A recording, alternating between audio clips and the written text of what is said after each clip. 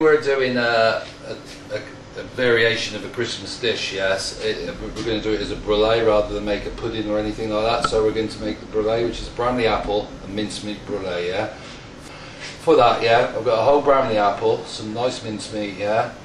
I've got the cream, egg yolks and an egg, some butter and sugar, which I'm going to gently sweat the Bramley apple and the mincemeat off in to go on the base.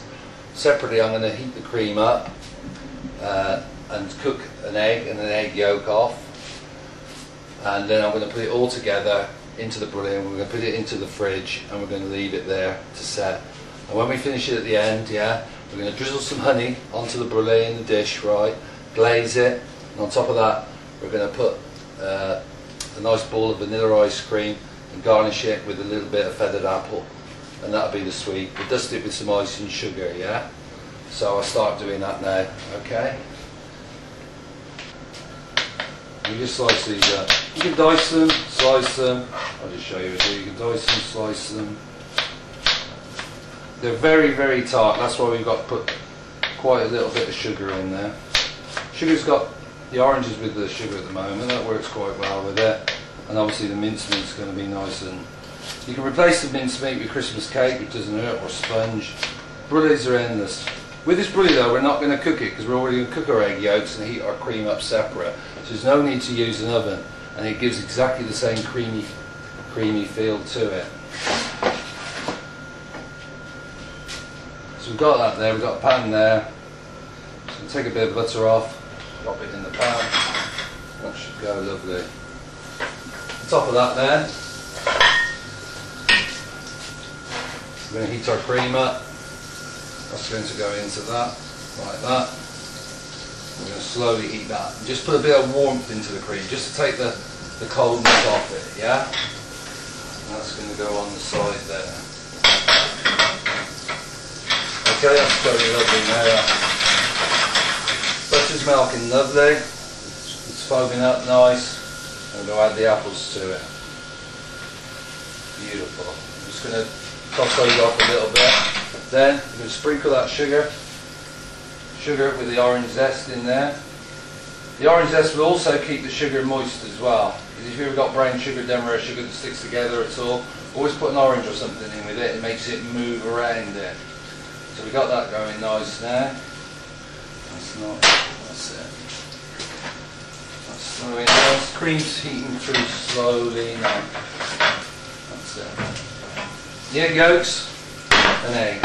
One egg yolk and one egg, yeah? So just get the egg white, just going to lose one egg white. It's quite easy. You can either separate it in your hands or just go like that. Obviously if you use the shell, you don't have to use your hands so you don't get the grease going onto it. So that's nice.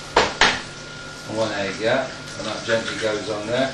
Obviously, kept a little bit of sugar back. Just sprinkle a little bit of sugar in. And that's going to go in that. So all our ingredients are coming along nicely.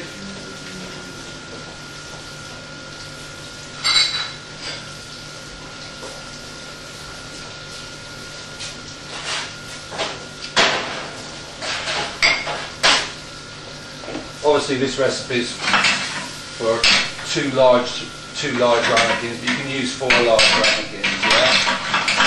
That's soaking off nice. So now we've got the egg yolks with a bit of sugar. We're just gently going to cook them out. We've got a little bain-marie, a water bath here, water bath, pan, water on. We're just gently going to cook those egg yolks out.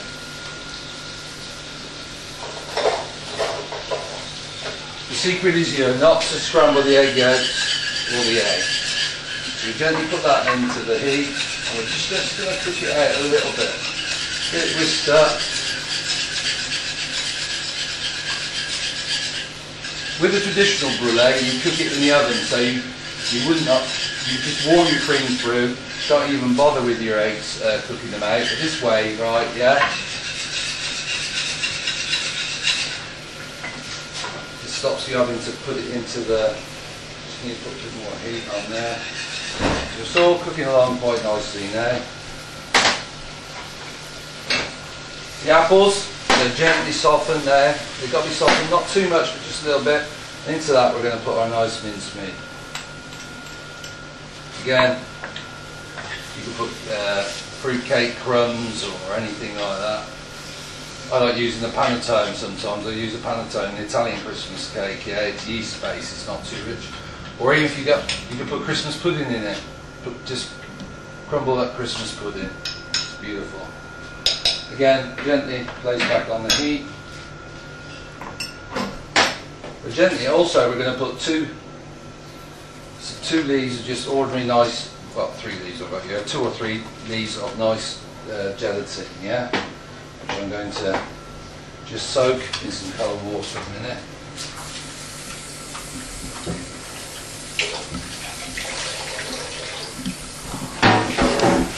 There's that there. Okay. So the egg yolk's cooking out nice. Water shouldn't be boiling. It's just so you just put your finger in it, not oh. Otherwise you'll get scrambled egg. That's the last thing you want. So that cooks out nice. Cream gently warmed through. And that's so just give it a little like that. And we put them into our 2 mugs, yeah? Which I should bring over for you so you can see. That's it. And we just drop them into there. So that's going to cool off on there.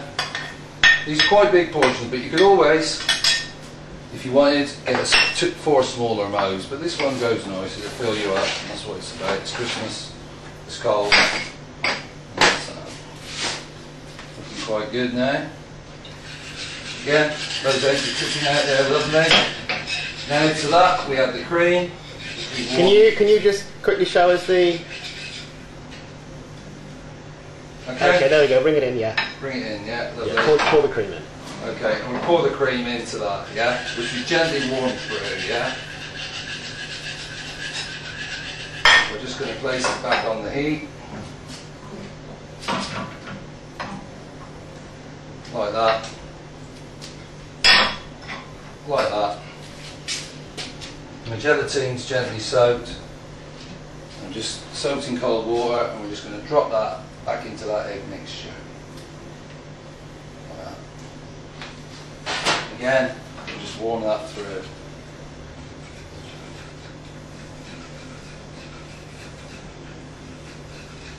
So does the gelatin dissolve? The gelatin dissolves.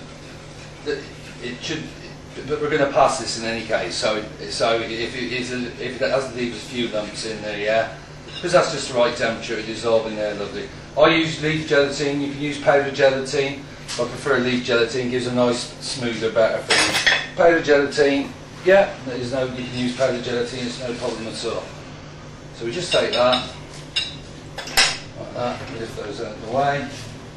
Out of the way, like that. Now, I'm just going to strain that. That mixture is just right. I'm just going to strain that mixture into, like that. Don't fill them to the top, leave a little bit of room so you can put nice garnishes in. Like that. Beautiful. Just the right amount.